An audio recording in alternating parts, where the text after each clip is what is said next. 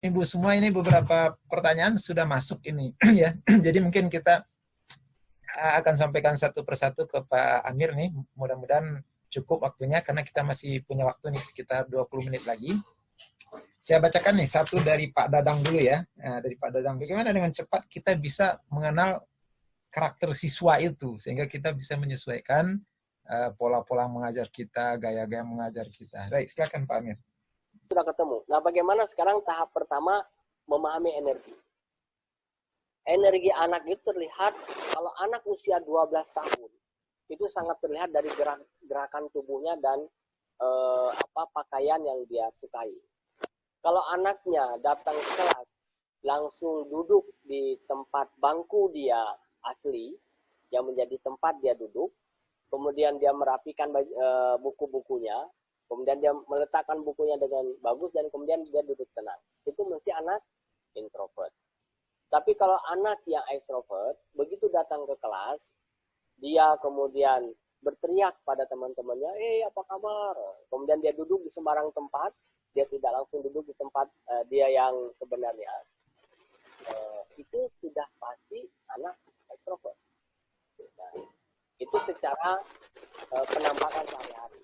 Tapi kalau kita mendalami dia lewat komunikasi, ya, kalau anak introvert, ya, kalau dia disuruh antara memilih gunung dan ke pesta, anak introvert mungkin memilih gunung dibanding pesta. Tapi kalau anak ekstrovert, dia pasti memilih pesta dibanding ke gunung. Kalau dia masuk ke dalam kemampuan secara oral, kalau kita suruh baca sebuah berita, anak ekstrovert dia baca headline saja, dia sudah bercerita kemana-mana. Tapi kalau anak introvert, dia tidak akan berani bercerita kalau dia belum baca semua beritanya. Nah, pengamatan lain adalah anak introvert dia punya sedikit sahabat. Tapi kalau anak ekstrovert dia punya banyak teman. Itu filosofi lah, rada susah juga menyimpulkan maksudnya seperti apa. Dan kalau anak introvert, kalau ada masalah, dia menjauh. Dia cenderung mengkip, diam. Ya, makanya kita kalau ada anak di kelas ditanya diam saja dan tidak mau menjawab, kita nggak boleh emosi. Ini anak introvert yang lagi ada masalah. Ya, penyelesaiannya tidak bisa seperti anak extrovert. Dia harus diberi ruang. Misalnya, ayo kamu sholat dulu, uduk di sana. Ya. Biar dia punya ruang secara pribadi untuk kemudian bisa menahan masalahnya, menahan emosinya, mendudukkan masalahnya kepada dirinya. Sebaliknya orang extrovert dia akan castis tuh seperti itu. Kalau dia punya masalah dia ucapkan dengan kata-kata. Nah, artinya kita sekarang sudah tahu, oh dia orang introvert, berarti dia pragmatis melankolis. Seorang guru yang sudah membangun hubungan kurang lebih 3 bulan saja, sebulan saja, itu sudah pasti tahu lah memetakannya anak introvert, anak extrovert. Ya, memang kalau sekali ketemu, misalnya bisa saja dia karena merasa asing dengan lingkungan, dia tertib. Tapi begitu sudah situasinya memungkinkan, dia akan kembali kepada energi yang asli dia. Nah, makanya tidak bisa langsung sekali ketemu. Jadi kalau seorang guru, saya kira sebulan bertemu dengan anak sudah bisa memastikan ini anak introvert, anak extrovert. Anak introvert, apakah dia pragmatis melankolis? Cara melihatnya begini. Melankolis adalah orang yang sensitif, gampang ke pressure, dan dia gampang cemasan. Kalau disuruh maju, meskipun dia sudah mengerjakan PR dan bisa PR-nya benar, belum tentu dia berani maju ke depan. Ya. Jadi kita lihat dia gampang ke pressure nggak oleh orang lain, oleh situasi, oleh ucapan-ucapan kita. Kalau dia ketinggalan PR-nya, dia berani nggak masuk ke kelas? Atau dia orang tuanya harus antar dulu itu pekerjaan rumah dia, baru kemudian dia berani masuk ke kelas. Itu mesti orang melankolis. Tapi kalau dia orangnya santai, cool, no problem gitu kan, tidak terlalu intinya dia tidak tertekan. Dia tenang tapi tidak tertekan. Dia tidak bisa tapi juga tidak menunjukkan kecemasan yang terlalu tinggi. Itu mesti orang pragmatis. Nah, jadi dari situ sudah bisa masuk nih. Ini anak sanguinis, ini anak pragmatis dan introvert. Nah, begitu kita sudah ketemu dengan ini adalah anak sanguinis, maka pengajaran atau pendekatan kita kepada dia harus bersifat sanguin. Pengajaran kita atau pendekatan kita kepada anak yang pragmatis harus lebih pragmatis. Dan itu kalau kita melihat seperti tadi bahwa ternyata orang sanguin di kelas kita sudah dominan tuh.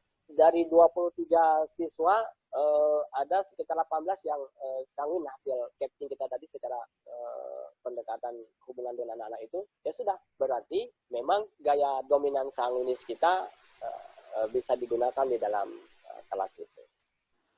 Saya kira seperti itu Pak Yan, untuk Pak Dadang tadi ya. Oke, terima kasih Pak Amir. Saya kira cukup memberi pencerahan ya, walaupun mungkin nanti perlu diuraikan lebih jauh ya, apalagi dalam prakteknya. Nah, namun ya trik-trik barusan itu saya kira bagi guru ya itu sebetulnya sudah sangat terbiasa. Mereka melihat murid itu mungkin sekali pandang juga tahu ya. Hanya menyesuaikan dengan ternyata kerangka teorinya seperti yang barusan Pak Amir sampaikan. Ya, betul. Nah, saya kira sih bisa diuji cobakan dan langsung dipraktekkan oleh setiap guru. Ini hanya tinggal menyesuaikan saja dengan penjelasan yang tadi sudah disampaikan secara teoritis itu. Nah, ada satu lagi dari Ibu Widya nih Pak Amir.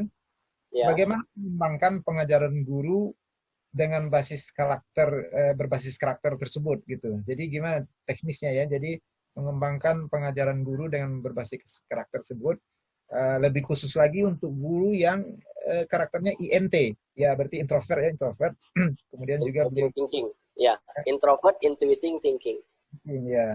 Ya, oke. Bu siapa tadi? Bu Widya.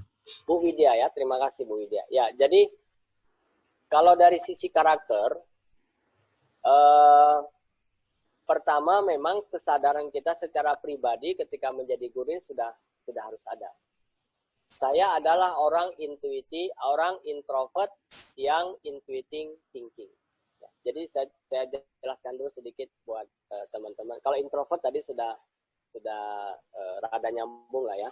Mungkin memang harus banyak contoh-contoh yang bisa dilakukan secara langsung lewat workshop atau pelatihan. Nah, orang intuiting thinking ini secara teori Gustav Jung dia mengatakan bahwa ada 4 preferensi manusia. Ada sensing, ada intuiting, ada feeling, ada thinking. Ya. 4 preferensi ini dikelompokkan menjadi 2. 2 preferensi adalah cara manusia menyerap data, menyerap informasi, menyerap sesuatu yang menjadi basis dia dalam berpikir. Yang kedua adalah preferensi yang kedua adalah itu digunakan untuk memutuskan sesuatu, menjudgment sesuatu. Makanya kalau misalnya tadi intuiting thinking, NT, itu adalah dia preferensi dalam menyerap informasi berbasis kepada intuiting, preferensi di dalam memutuskan sesuatu berbasis kepada logika, thinking, ya, berbasis kepada thinking atau logika. Jadi guru yang intuiting thinking adalah guru yang senantiasa membutuhkan sesuatu yang bersifat serapan informasi di luar dari panca indera. Guru ini adalah guru, kalau diserahkan secara alamiah, dia serapan informasi dia didominasi oleh intuisinya. Ya, kan ada panca indera, ada 5 panca indera kita. Nah, dia yang keenamnya ini, di luar dari 5 panca indera, dia punya kekuatan indera yang lain, yaitu intuisi itu deh. Kekuatan intuisi. Misalnya begini, membedakannya ya, saya sering atau begini, kita mencontohkan misalnya Spiderman. Kebetulan anak saya semalam nonton Spiderman. Jadi kalau Spiderman itu di mata orang intuiting dan sensing, itu cara lihat mesti berbeda. Orang sensing akan bilang, jangan main-main sama orang lemah. Kalau dia satu hari masuk ke dalam satu tempat dan dia kemudian disengat oleh laba-laba, dan kemudian laba-laba itu serumnya merubah fisik dia sangat menjadi manusia kuat. Ya, kita tidak boleh melecehkan dia. Itu kata orang sensing melihat Spiderman. Tapi kalau orang intuiting melihat Spiderman itu, dia akan bilang, di balik kelemahan seseorang, dia punya kesempatan untuk menjadi kuat. Nah, itu bahasa intuiting. Di balik kelemahan seseorang yang sering dilecehkan oleh orang lain, dia punya potensi untuk menjadi kuat. Itu sesuatu yang gloomy, sesuatu yang tidak sensing, sesuatu yang tidak bisa ditangkap oleh panca indera. Sedangkan kalau orang sensing tadi, jelas bisa ketangkap. Digigit laba-laba, dia demam, dia kemudian berubah dirinya karena dipengaruhi oleh unsur-unsur yang ada laba-laba, dan kemudian dia menjadi kuat. Kan tergambar tuh step-stepnya. Itu sangat panca indera namanya. Tapi kalau orang intuiting tadi, dia kata-kata dia itu adalah dibalik dari apa yang dilihat.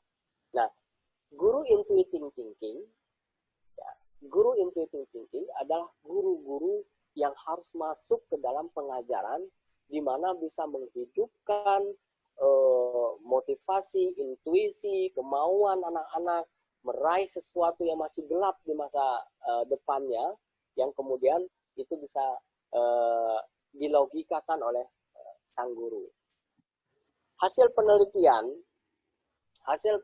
dari McClellan dan Gustav Jung, ya, dan banyak peneliti lain, dia menyimpulkan bahwa orang-orang hebat yang berhasil di dunia wirausaha, yang dari wirausaha yang nol, ya, yang tidak ada, yang nothing menjadi something, ya, yang zero menjadi hero, itu lahir dari orang-orang intuiting thinking. Ya.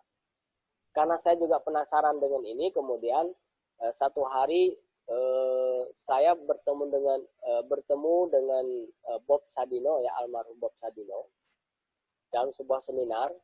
Nah, karena saya duduk satu meja dengan beliau, saya kemudian membisiki, Om, apa saya punya kesempatan untuk bisa main ke tempat Om dan menguji cobakan temuan saya dari IPB.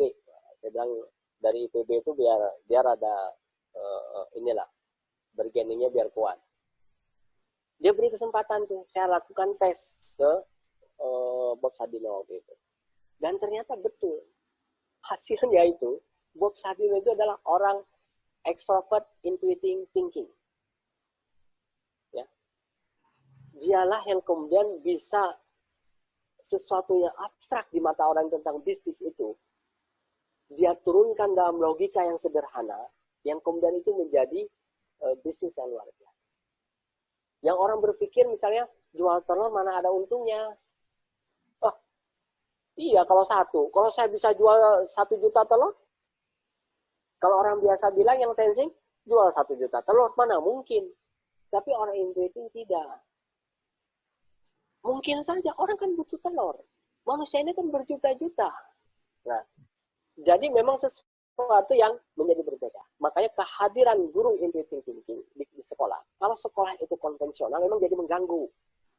Tapi kalau sekolah itu adalah sekolah yang bermasa depan, sekolah yang tidak hanya melihat siswa dalam hari ini dengan segala kepatuhannya pada tata krama pendidikan dan proses pembelajaran, guru intuitive thinking ini menjadi sangat dibutuhkan oleh sekolah.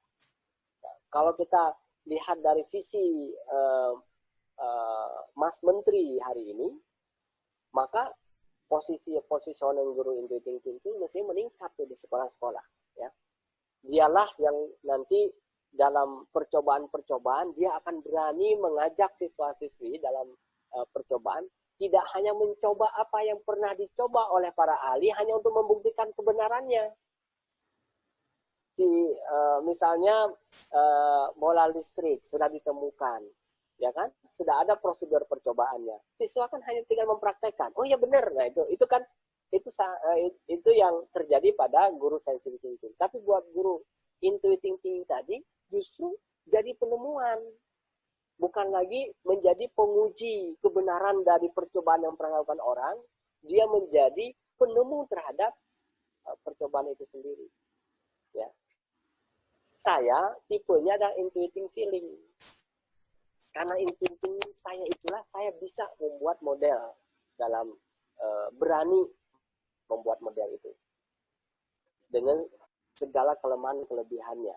Ya, melihat media-media pelatihan orang begini, kemudian karena saya orang intuisi itulah kemudian saya mengintuisikan sesuatu yang saya inginkan seperti apa. Nah, karena saya feeling, maka kemampuan public speaking-nya yang mendukung, makanya bisa menjadi seorang trainer. Ya betul, kalau intuisi thinking itu memang yang harus diperbaiki dalam pengajaran Bapak Ibu sekalian adalah thinkingnya agak ditekan. Karena kalau thinkingnya tidak terlalu ditekan, nanti dijadikan bisnis di dalam pengajarannya itu. Kemampuan feel, yaitu tadi ya, orang thinking tadi, dia bahasa positive thinkingnya dalam pengajaran harus mampu dia rubah menjadi positive feeling. Walaupun itu hasil latihan, tapi dapat 80% ya. Tapi kalau kebijakan hari ini tentang dunia pendidikan, saya kira justru sekarang ini adalah lahannya buat orang intuitive thinking dalam sebuah pengajaran di kelas menjadi sangat bagus. Apa yang harus dilakukan? Saya kira banyak. Tergantung Ibu siapa tadi? Widya. Ibu Widya mengajar apa? Ya, mengajar apa? Kemudian kalau misalnya mengajar dengan hubungan dengan lab-lab, praktikum-praktikum, saya kira tidak terlalu bermasalah. Tapi kalau sudah mengajar ilmu sosial, nah di sini yang butuh epos atau energi lebih untuk bisa memanage thinking-nya menjadi kekuatan feel. Ya, di mana dibutuhkan kekuatan feeling pada saat membangun hubungan dengan siswa-siswi di kelas, itu aja. Kita tidak melihat siswa-siswi ini sebagai benda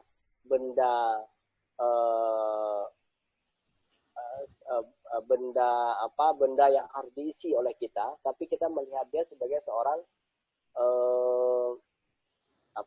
manusia yang senantiasa punya kesempatan berubah. Barusan Bu Widya chatting ya, beliau guru fisika. Nah, saya kira guru fisika tidak ada masalah sama sekali. Jadi silahkan dengan kekuatan intuitive thinking Ibu justru menjadikan fisika ini adalah mata ajaran yang tidak sekedar menguji dari temuan-temuan orang terdahulu, tapi menjadikan pengajaran ini justru menjadi penemuan-penemuan baru bersama siswa-siswi itu. Nah, yang Ibu kendalikan hanya pada saat berhubungan dengan siswa-siswi, cara menyampaikan. Cara menyampaikannya tidak pada thinking, tetapi pada perilaku. Ya, dilihat lagi nanti perilaku Ibu. Kan kalau menyampaikan sesuatu ke kelas, walaupun kita misalnya tidak didukung oleh kemampuan secara feel, secara public speaking, tapi dalam menerapkan belah ketupat tadi, muncul dengan sanguinis, itu dengan sendirinya kemampuan personality itu tertutupi. Ya. Thinkingnya itu milik Ibu, tapi dalam pengajaran intuitive thinking itu tertutupi dengan sistem mengajar dengan belah ketupat tadi. Ya. Kenapa di situ tidak muncul karakter dalam pengajaran? Karena karakter itu milik kita. Tinggal sekarang bagaimana ibu memanage kelas berbasis kepada intuitive thinking, berani memberikan percobaan-percobaan kepada anak-anak yang kemudian di luar dari pakem, misalnya pakem buku yang ini A B A C D yang sudah ditetapkan, tapi ibu bisa keluar dari A+1 misalnya. Itu kekuatan, memang adanya di kekuatan intuitive thinking di situ.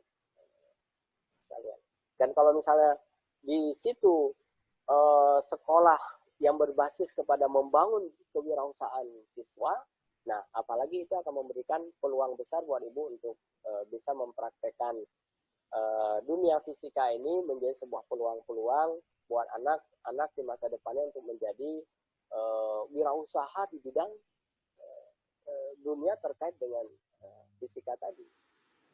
Ya. Saya kira itu Pak Yan. Ya, luar biasa. Alhamdulillah kita mendapatkan tambahan pencerahan dan banyak sekali manfaatnya kelihatannya. Dan juga pertanyaan makin banyak nih Pak Amir. Tetapi sayang sekali karena untuk Bogor memang beberapa menit lagi nih waktu zuhur mau masuk dan kebetulan memang waktu kita sudah lewat ya. Jadi untuk teman-teman terima kasih sekali nih pertanyaan-pertanyaan yang sudah masuk. Mungkin nanti akan saya infokan ke Pak Amir, barangkali beliau sempat chat ya untuk pertanyaan-pertanyaan yang belum terjawab. Pada intinya sih memang pertanyaan itu seputar kombinasi Pak Amir. Jadi artinya bagaimana kita mampu mengkombinasikan tipe-tipe yang memang pasti akan beragam kita temukan gitu ya. Dan itu juga sebetulnya tentu saja bisa diterapkan di berbagai lapangan ya. Artinya mungkin di siswa, mungkin di anak-anak muda yang sedang belajar di luar lapangan atau bahkan di kelompok tani begitu ya. Itu pasti polanya akan dapat diterapkan gitu. Artinya akan berlaku jenis-jenis karakter tersebut dan akan berlaku bagaimana kita mencoba menerapkan sehingga penyampaian informasi kalau di lapangan itu sama nyambungnya dengan di kelas. Itu pertanyaannya memang lumayan nih, pertanyaannya cukup banyak, tapi intinya memang sebagian yang baru muncul kembali ini, termasuk juga dari Mas Rahmat Subur ini, tetap pertanyaan itu adalah seputar tentang kombinasi ya, bagaimana kita mengkombinasikan agar di antara peserta yang beragam itu, anak didik yang beragam, dan sasaran pelajaran yang beragam, tetap terpenuhi jenis-jenis karakter tersebut. Mereka tetap bisa menyerap dan bisa di-leading oleh gurunya. Nah baik Bapak dan Ibu semuanya, sayang sekali tidak bisa ini kita lanjutkan ya, karena pasti butuh penjelasan dan pemaparan satu pertanyaan minimal 10 menit ya. Sementara waktunya sudah over. Jadi insya Allah teman-teman yang lain kita akan berlanjut untuk sesi pumping HR ini. Ini adalah yang kedua. Kita akan informasikan nanti untuk yang ketiga. Oleh karena itu silakan bagi yang belum mengisi daftar hadir, itu akan menjadi satu peluang bagi Anda semua bahwa informasi untuk pertemuan lanjutan bisa jadi akan kami sampaikan melalui teman-teman yang sudah mengisi daftar hadir ini, karena kita akan punya data gitu ya. Tapi bagi yang tidak mengisi daftar hadir akan sulit kita untuk melacak mereka.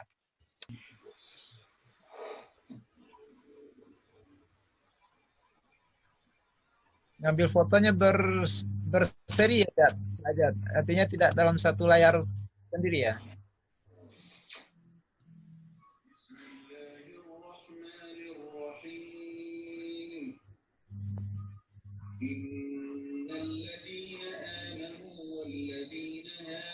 والصابئون والنصارى من آمن بالله واليوم الآخر وعمل صالحا فلا خوف عليهم ولا هم يحزنون لقد أخذنا sudah Pak Jat? Sudah bisa diambil dokumennya? وأرسلنا إليهم رسلا كلما جاءهم رسول بما لا تهوى